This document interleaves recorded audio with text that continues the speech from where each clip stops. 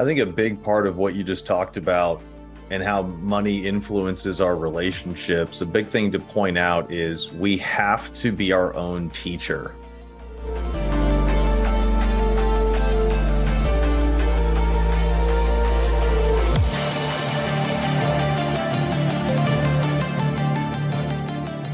Hey, everybody.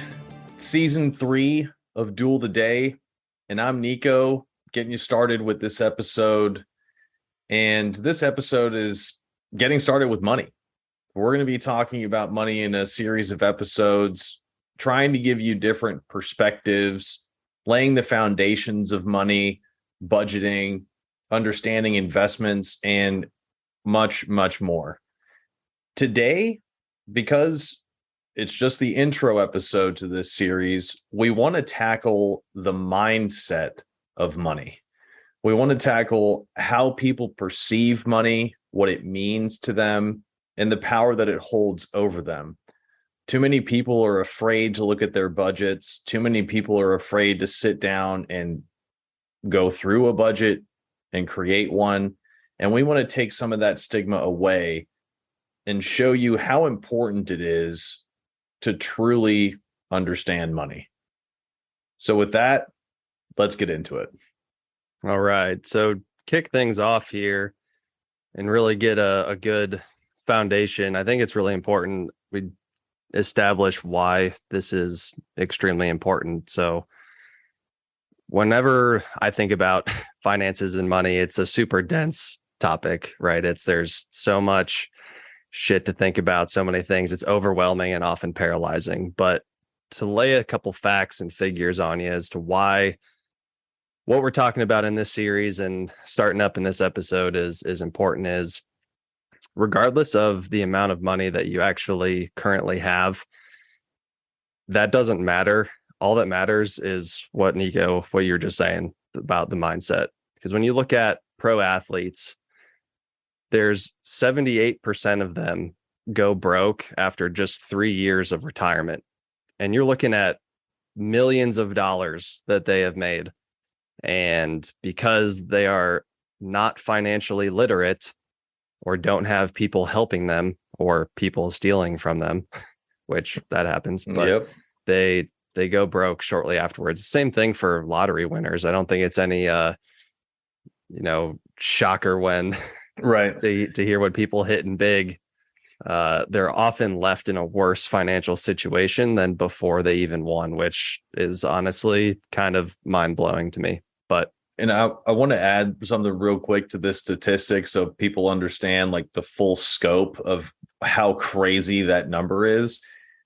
For example, the NFL has a league salary minimum. So even if you never get out to the field to play on Sunday and you're just on the practice squad, you're still going to be making somewhere around $250,000 a year. Now, that could even go up higher to 400 or 500,000, but let's just say $250,000. And then an average NFL player, even on the practice squad, could be there for 4 or 5 years. So let's just say you have $1 million at some point, or you've made $1 million at the NFL. That 78% of those people go bankrupt. That's crazy. It's sad. And, here I am thinking about that and like, oh man, if I made 250 grand this year, like I'd be set, but honestly, I'd probably fuck it up too. So yeah, very true. But that's good to point out. I didn't know what the minimum salary was there, but yeah. So in addition to pro athletes and lottery winners and stuff, I'm sure we can all relate to current marriage statistics, divorce rates, and when looking at the survey by Ramsey Solutions in 2017 had over 1,000 respondents in this survey, and they found that money fights are the second leading cause of divorce, obviously behind infidelity. I would hope that still ranks number one, but it could be financial arguments could take over. Oh yeah, man. Nearly 2/3 of all marriages start off in debt. 43% of couples married more than 25 years started off in debt, while 86% of couples married 5 years or less started off in the red. twice the number of their older counterpart. So it's not getting better, right? It's getting worse, is what this survey has found. In addition to those, said 1/3 of people who can say they argued with their spouse about money say they hid a purchase from their spouse because they knew their partner would not approve. And we can go on and on with more of these. Moral of the story is financial stress, financial illiteracy ruins relationships when we can have a simple, I shouldn't say simple because it is a very disciplined investment on your part to become literate in the world of finance. But if you do that, you're going to eliminate this out of the equation. And even myself, who I think I know enough to be dangerous, is my dad's famous quote in like everything.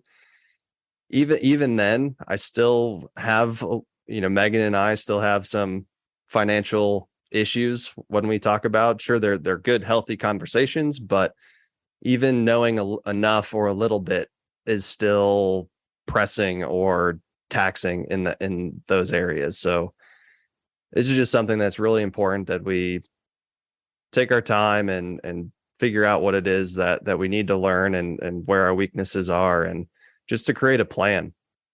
And obviously the goal of this first episode is to try to develop that mindset, right? So that when we do have the money, or we look at a budget, or we look at our total portfolio and where our money's going and what it's doing, we actually can understand what's happening. Yep. I think a big part of what you just talked about and how money influences our relationships, a big thing to point out is we have to be our own teacher. Most of us are not going to grow up in a household where our parents sit us down and go over a budget and get you a checking account and send you like $10 allowance money and tell you what to do with it. That is happening more and more, yes. But I mean, I know I didn't get something like that. I was fortunate enough to get educated in money through my parents, just slowly over time, but nothing like that. And I would imagine a lot of people out there are in the same boat. They didn't really get the money conversation. They didn't get the full breadth of the topic to truly understand it later on in life. And I point that out because some of us might be sitting here like getting financial advice from other people. They might be getting financial advice from a friend or a family member. And that's great. But unless you know what's going on, you don't know if the other person's telling you something that's bullshit or not. And so it's super important to be financially literate so you can understand your situation and understand the best ways to get to where you want to be financially. Yeah, exactly. And even to your point there, so if a lot of parents aren't taking the time to teach their kids how the basics of these things work, either they don't have time, they don't feel that it's important, or they don't know themselves. I mean, it's kind of hard to teach somebody something you barely know anything about. And plus, like we've talked about before, like you don't want to take advice or education from people that haven't mastered or are in the process of mastering that.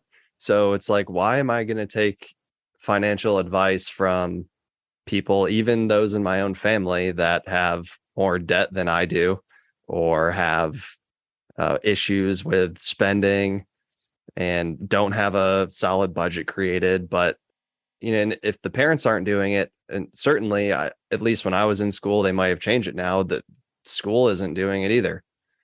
I mean, even college classes don't really talk about personal finance. Like it's more business finance or at the company or marketing level, right? And so it's just, if you're not learning it at home and you're not learning it at school, and I shouldn't say that nobody's learning it at school, because I know there are a few schools that do that. It's not remember taking, I don't remember what class it was in, but I think it was in high school. There was some personal finance thing, but it was like, I don't know, we spent an hour on it. So good. Yeah. So yeah, I'm a master Yeah. now. Yeah, that's all you need, just an hour. But so I mean, just to emphasize your point, if parents aren't teaching it, if we're not learning it in school, we have to be our best self-educator. So spot Yep. on. And I think with that, what we'd like to do today is set up a scenario, a general scenario that everyone can kind of easily follow along with us on. And we're going to use this scenario, fictitious scenario, to give you guys an idea of what we would do in certain situations, what we've learned because of those situations. And hopefully all of this will help you see money in a slightly different way and get everyone prepared for the next episodes that we're going to be putting out. So today we're going to be talking about Steve. Steve is our fictitious person today. Steve has just graduated college and he has gotten his first job that is paying him $50,000 a year. And so that's a great job. Good job, Steve. And way to go, buddy. Way to go, Steve. And we're gonna get a little more detailed here just because of some other stuff, and also for my sakes, because I'm familiar with this. We're going to say Steve lives in Tennessee because I don't want to try and figure out like California taxes or anything like that, cost of living. So we'll say that Steve's job has taken him to Tennessee. Now, the first part of the situation, let's say Steve is moving to Tennessee. Okay. So he has to find a place to live. Now, in today's day and age, people can rent or they can buy.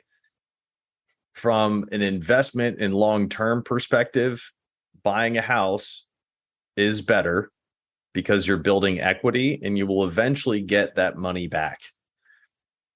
Sometimes buying a house doesn't work out for the person. Maybe in the area that Steve is moving to, $50,000 doesn't really work out when it comes to a house.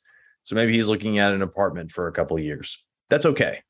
There's nothing wrong with getting into something, stabilizing your financial situation, and planning for another move later on. However, the normal rule of thumb that we've read across several different financial books is your rent payment should not be over 30 to 35% of what you make in a month. So if Steve's making, call it $4,000 a month after taxes, he shouldn't be spending more than what, 1,800, something like that, 1,500. So he should think that checks out. Yeah, that was just ballpark for me.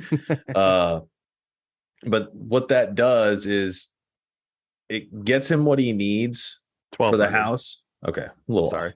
That's fine. Thank you. You're welcome. What that does is it gets him what he needs in terms of a place to live, but it doesn't totally eliminate all the extra money that he has to spend on food, utilities, internet, phone, any other subscriptions. If he wants to eat out a couple times, whatever it is, that gives him a little bit more balance and a little bit more resource. And on top of that, if Steve is coming into this apartment and this job with debt, that'll help him pay off that debt and not be even more strapped when it comes to the day-to-day purchases and the monthly budget. So with that situation, people may be asking, okay, what else do you have to keep in mind? Because you just threw a lot of stuff at us. One of the other things to keep in mind is credit cards. This is something that I think is important to point out. Now, we'll talk about some of the book resources or some resources you can find to learn more about money. And you'll hear a lot of different perspectives on credit cards. Here's my personal perspective on credit cards. If you pay on time and in full every single month, and you do not make a late payment, and you are using a card that gives you cash rewards, having a credit card is worth it. You're able to build credit. You're able to get money back. In essence, you're getting paid to use the card. And you're not getting charged interest if you pay it like that. Interest only happens, people, when you are late with a payment. If you pay everything off in full, interest is not able to accrue and you never pay interest. So even though credit cards can be scary, if you understand how to pay them, that makes the entire situation way more manageable. So for Steve, he'll need to weigh the options. If he already has a credit card, okay, but maybe he needs to change the credit card he has. Maybe he has one with airline points and he never flies. Like, okay, it needs to be relevant to you in your life. So maybe he needs to make that change. And after he's found a place to live, figured out his credit card situation, I feel like something else he could do is look at the food situation. Look at how he's spending his money on a week to week, month to month basis. And one of the things that is most consistent is food, right? So how can we get the most nutrition without spending the most money? That's a topic and an answer that's going to change from person to person. But that's the question that I would ask, that I would have anyone ask themselves if they find themselves in this position. Because the last thing people want to end up doing is getting a new job, moving to a new city, and then end up spending $1,000 a month on food or $1,500 a month. That's it. Using this example, $1,500 a month on food is more than he is paying for his apartment or his house. That won't work long term. So make sure that we're using our money in a smart way to where we're still enjoying life, living life, not being restrictive with what we're spending our money on, but understanding that like we need to have money for next month and the month after. So I think those are kind of the first steps that come to mind for someone in Steve's situation. And we'll get into how to make a budget and stuff like that in later episodes. But that's something that I would recommend Steve does as well. Get situated in the apartment, and then every moment that you see a charge come through on your credit card or your bank account, put it in the budget. Start mapping it out and understand where your money is going. That's another crucial part for Steve and anyone else that's looking to learn about money. You have to sit down and understand where all your dollars are going, because too many of us hit the automated payments button and then forget that we're paying for that thing. And you know how this happens, like 5-6 months go by and then you're looking at your bank statement for some stupid reason. You're like, I'm still paying for Netflix, or I'm still paying for something. It's like, what? No, you have to understand that every single month. So make sure you lay all that out. I think the other important thing for Steve and anyone else in his situation is to remember to pay yourself or remember to save. So both of those to me mean the same thing, but they may mean slightly different things to other people. So whatever that means to you, the idea is to give your future self the money that you want. Now, again, people are going to have to, Steve in particular is going to have to figure out how that works for him. If he wants to pay himself $1,000 a month, okay, he may not be able to go to shows or concerts. He may not be able to eat out as much. He may not be able to buy random things that he wants for his apartment. He's going to have to plan that out more so he can pay himself. And understanding all of that is a good start for Steve and for anybody else in that type of situation. So really the next step after figuring out all that is learning more and trying to find different resources and trying to understand money from different perspectives. Sorry, I'm talking a lot here, but the thing that comes to mind with the different perspectives is kind of what I mentioned about credit cards, or comes from where I mentioned about credit cards. Dave Ramsey has this outlook that credit cards are pure evil. You should never use them, all that other stuff. But there's been a couple of examples of people calling into his radio show, telling them how they use credit cards, and he actually thinks that they have a good credit card. And so it's not black or white. There's different perspectives to everything that involves money.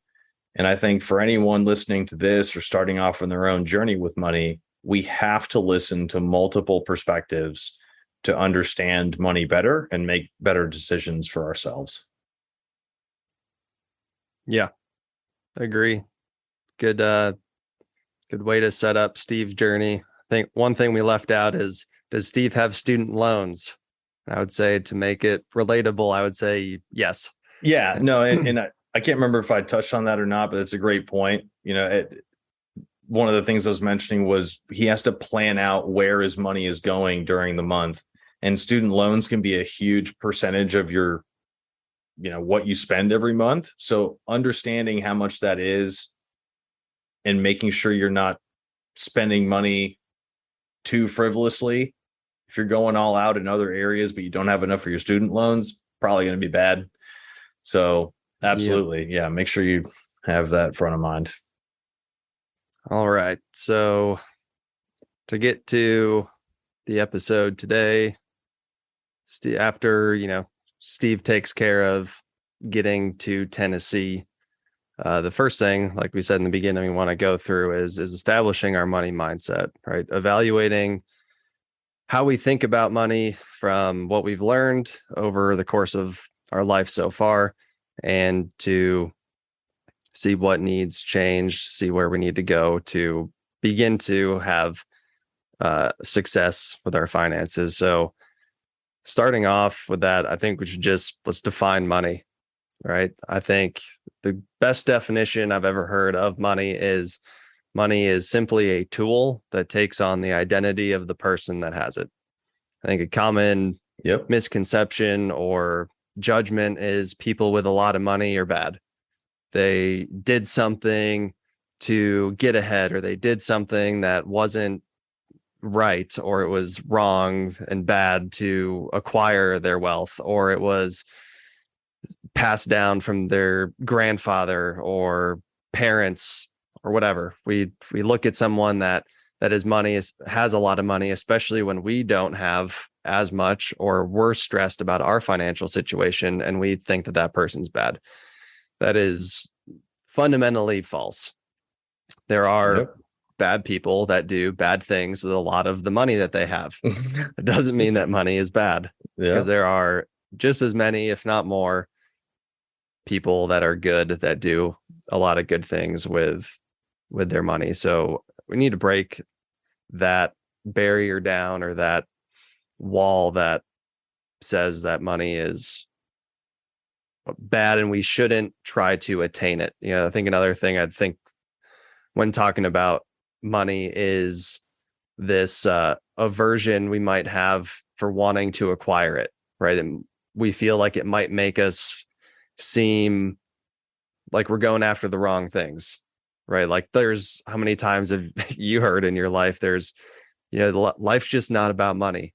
There's more to life than money, right? And I mean, I totally agree with that, but that doesn't mean that we shouldn't try to attain it, because unfortunately it is something that we need to provide the basic human needs for ourselves and for our families, right? Yep. And with those things being said, I think that kind of plays into why money and finance are just a big pain point for not only individuals, but for other, relationships, like we talked about earlier.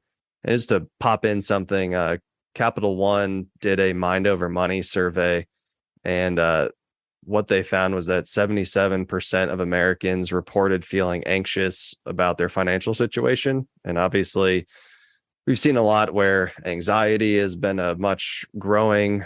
That's great English, Tyler. An increasing problem for our society. And this obviously plays a role in that. Yeah. And going back to the example of Steve and thinking about this mindset and how he could do, like how he could prepare himself for something like that is to read, is to understand more resources. I would imagine that out of those 77% of people that felt anxious about their money situation, almost all of them don't have the same level of education around money as the other 23%. Yeah. If he just knew more about money, about what to do with it and the options that he had to use, I feel like most people feel a little less anxious. So if you're listening and you're feeling anxious about money, take your time and go find different resources that align with you and your financial goals and learn. That's one way to get rid of that anxious part, because yeah, it's something that all of us are going to feel when dealing with money, just because we want to get it right.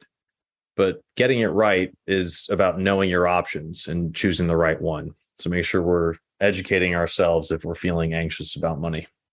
Yeah, I agree. And I think the other interesting thing to chat about here is, I think at least for me too, when just thinking about money and finance being a pain point, is I think we hold a lot of gravity with our financial decisions, and that paralyzes us to make those decisions, where it's like, oh, if I don't decide right what how much to invest in this, or how much do I save, or do I put money here or use this type of account or whatever. And I feel like, at least for me in the past, I haven't done anything, because I feel like if you make a one bad decision, like, you're screwed.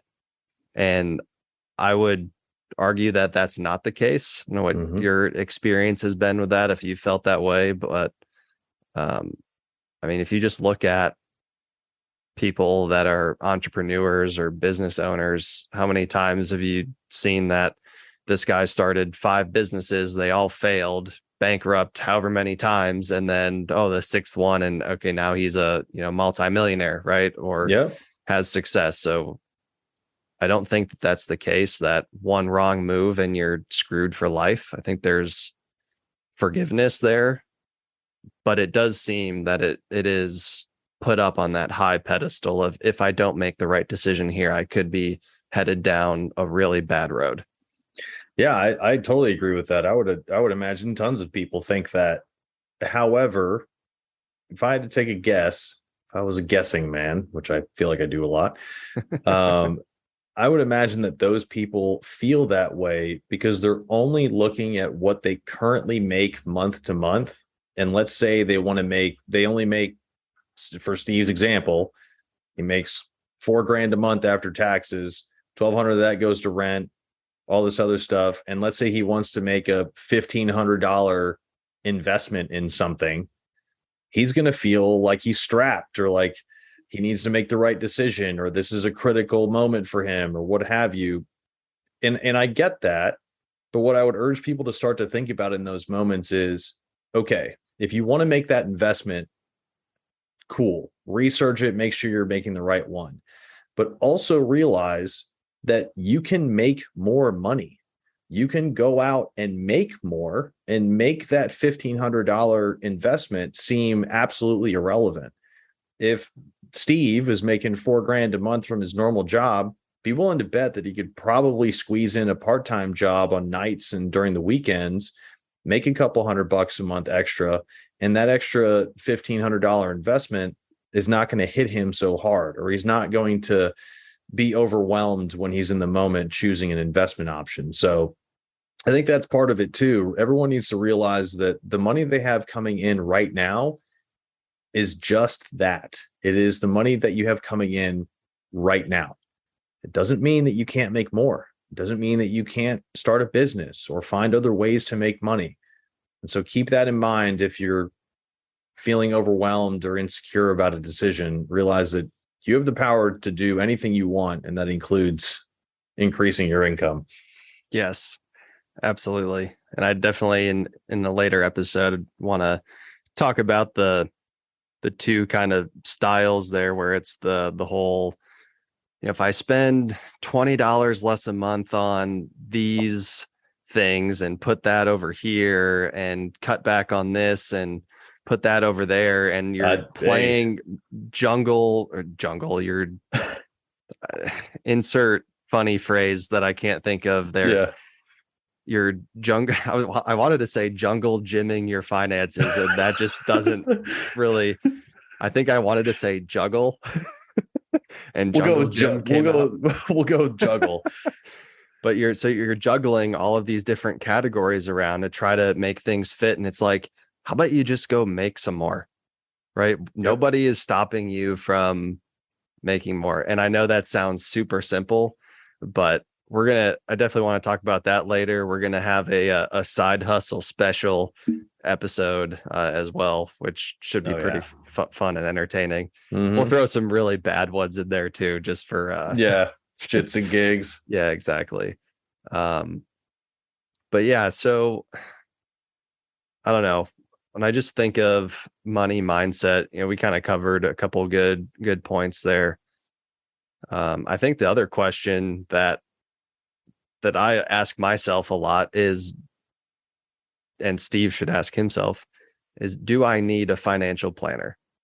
Do I need somebody else to think for me or to add input or whatever to help me succeed with finances? So I have my own opinion on that, but I'd be interested to hear yours. Yeah, so I think for everyone listening, the first thing that I want to say to answer that question is we all need to understand what a financial planner is and what they're doing and how they make money. So a financial planner is basically a salesperson for a financial institution, and they get money for signing clients on, because when they sign clients on, they get a percentage of the fees that are like a part of the investment that you're making. So if you invest in stocks, anytime they move those around, there's a fee. They get paid for just managing that, which basically means like you just pay them to take care of your money and not fucking sell it or do something stupid, right? So there's certain things that financial planners can give you access to that you may not be able to access by yourself, or at least get into as easily. But most people probably don't need a financial planner if they look through resources, learn about money, and figure out some basics of saving and investing that works for them.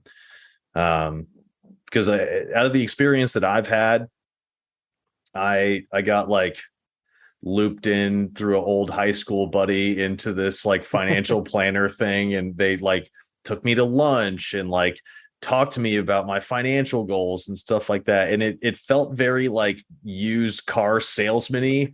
And so like it basically, that's what they're doing. They're trying to create a connection, make the other person feel good about where they're going to be sending their money, and then get them to invest with them. That's basically what they're doing. At the end of the day, you can get the same types of returns or better without a financial planner. So now, all that being said, if you're the type of person that has looked through a ton of money resources, a ton of books, videos, articles, whatever, and you still feel uncomfortable about what you should invest in or where your money should go, and you don't mind paying a fee for someone to help you out with that process, by all means, get a financial planner and get someone to help you on your journey. 100%. But again, make sure you're understanding the fees properly. Make sure you understand taxes. Make sure you understand exactly what everything is going into, and that it's aligned with you as a person and your goals and your values. Because again, not everyone needs a financial planner, and sometimes they do things that you're not aligned with. So just be careful.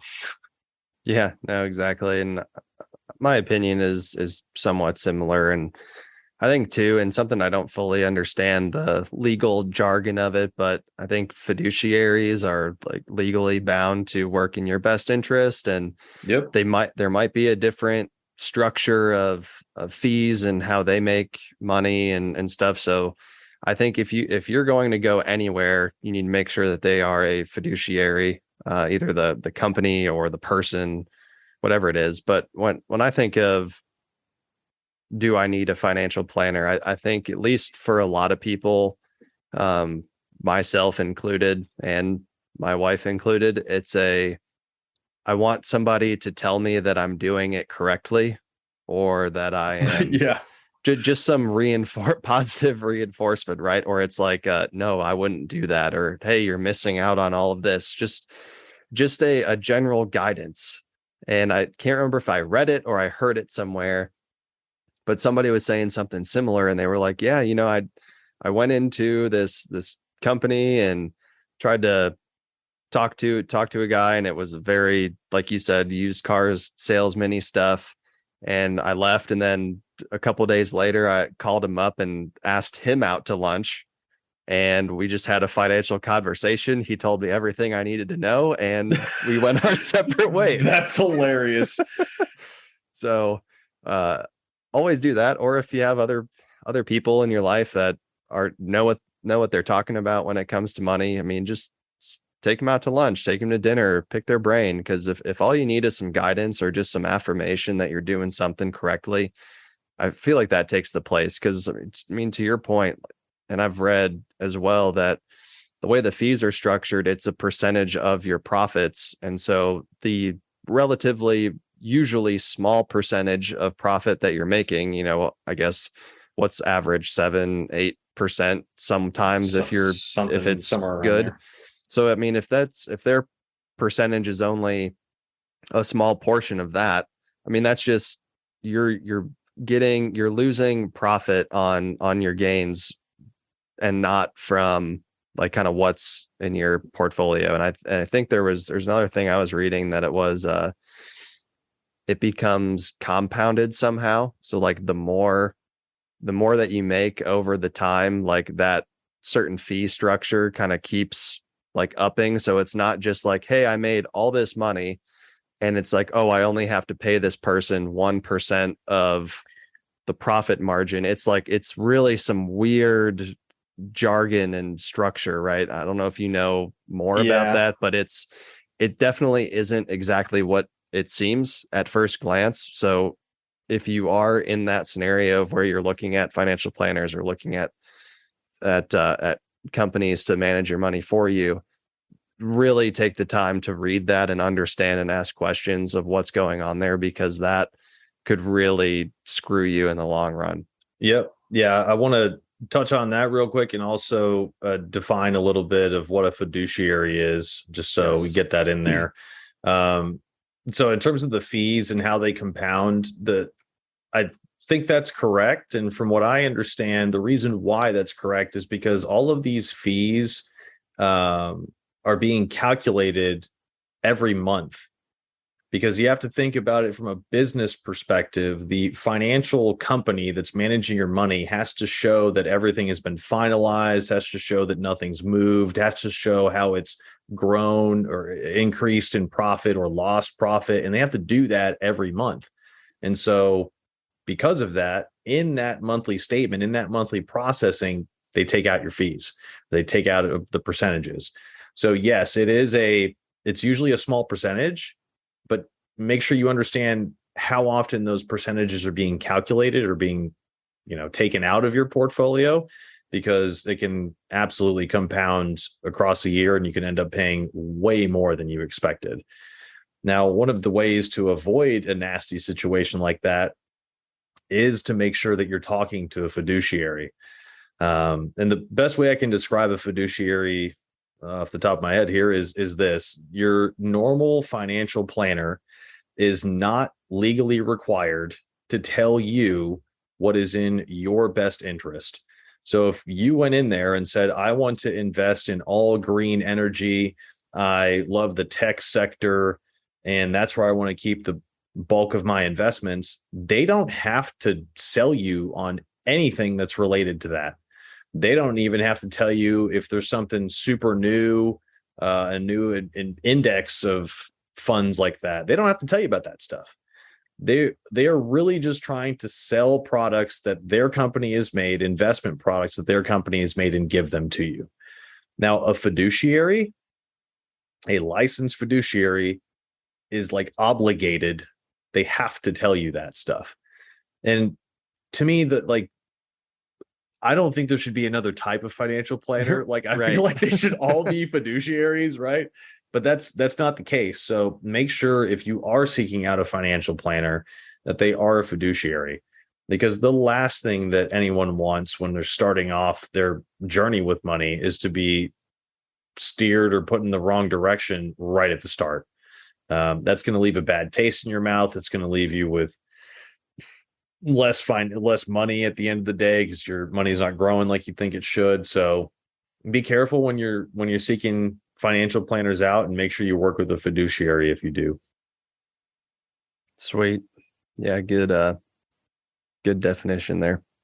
But yeah, so now we kind of talked a little bit about our money mindset for Steve, and kind of where, at least the first few things that he should be thinking about, and reframing his mind from wherever it was beforehand. I think the next place to go, as we just wrap up here, is to give some resources, right? Some things that we've read and looked at, things that we've used that have helped develop our money mindsets, and that everybody listening can start diving into and pointing towards. So I think one of the first books that I ever read was Rich Dad Poor Dad by Robert Kiyosaki. Yeah. And it's a cool story, and just a couple highlights.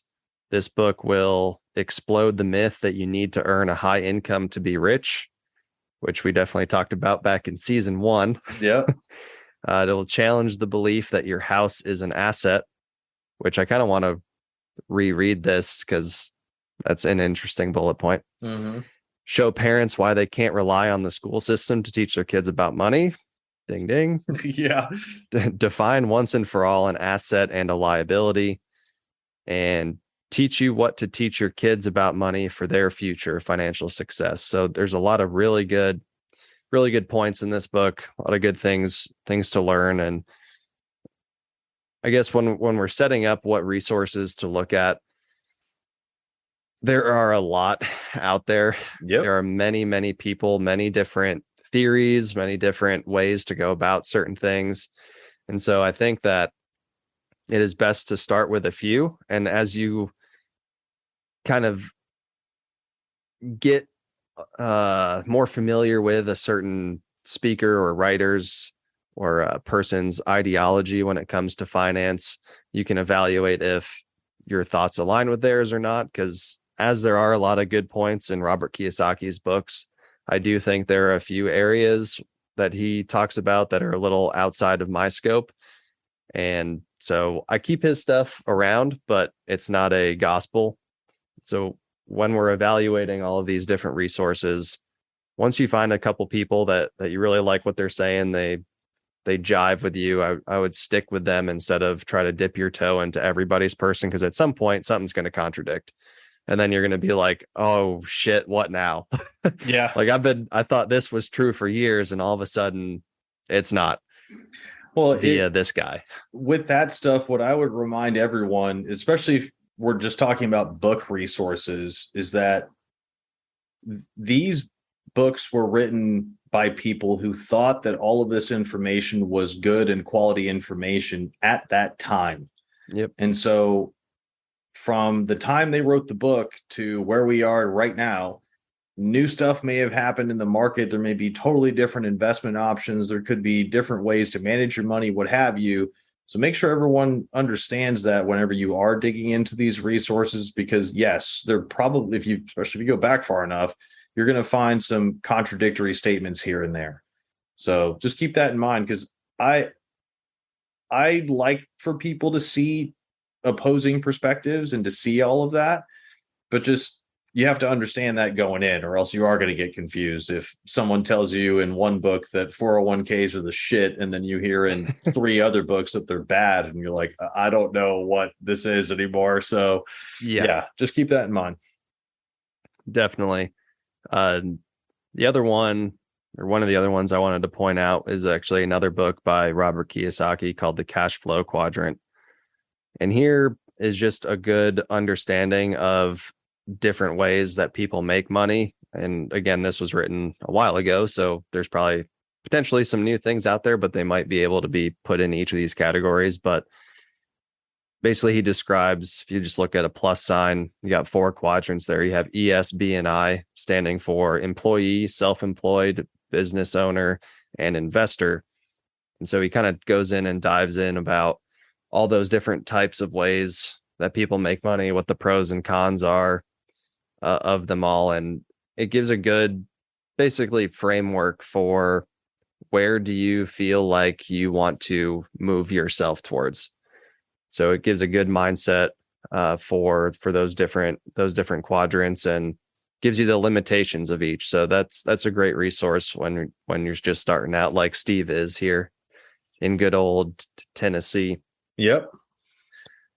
Yeah. On top of that, I have a couple that I'm going to point out as well, book resources. Yep. And I'm trying to think of the way to go through these. Okay. So the first one is Total Money Makeover by Dave Ramsey.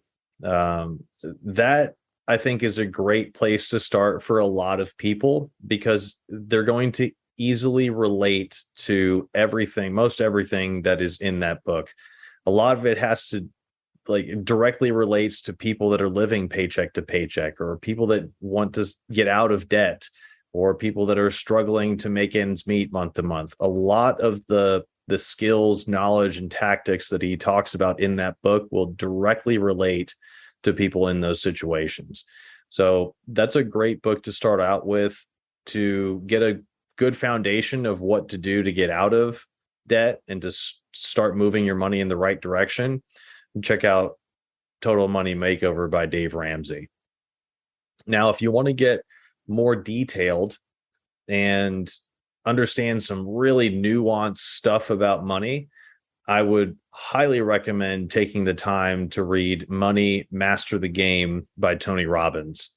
It's a hefty read. It is like 600 understatement, dude. It's like 600 pages, but I read it and it was phenomenal. Now, here's the crazy part, and this is partially why I brought up that point about new stuff coming up all the time. He has since released a sequel to that, or a updated version, basically, that has new information that isn't true from the previous book. So things change over time, but that one, I'll give you a couple examples that I remember from the book. One was a method of how to pay your monthly mortgage without paying more money, but simply by structuring the payments in a certain way, you can pay down your equity faster. You can pay down your principal faster. And so that's a cool little tidbit to know. I don't have to spend any more money and I can pay down my principal faster. Like, everyone should know that. That was a crazy thing I remember from that. Then the other thing he talks about at the end of that book is how giving money away actually increases and prolongs your happiness instead of getting money or getting things from other people. So a lot of super cool perspectives and tools in that book. Highly recommend checking that out. And like, I started from the base foundation with Dave Ramsey and talked to you just now about a little bit more nuanced stuff with Tony Robbins. If you want to understand the 30,000 foot view of money and how economies flow and things like that, read a book called Principles by Ray Dalio. He'll give you a really good understanding of how the economy flows at scale. And what he shows and what you realize is, like, over time, most economies in established countries are going to move upwards. But throughout time, there's going to be a lot of peaks and valleys. And he shows like the the S shape, right? How it goes up and down, but kind of continues to rise over time. It's kind of the graphic for his book. And then even within that, even within those peaks and valleys, there's tons of other peaks and valleys, right? So like there's a lot of movement that happens in an economy of scale, but over time things generally are fairly predictable.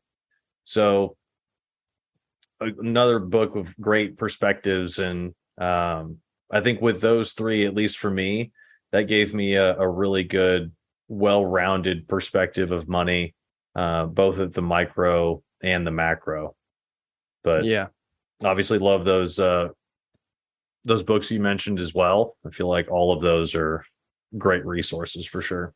yeah, definitely. And the last one I wanted to bring up was a book called Planning a Successful Future by John Sistina.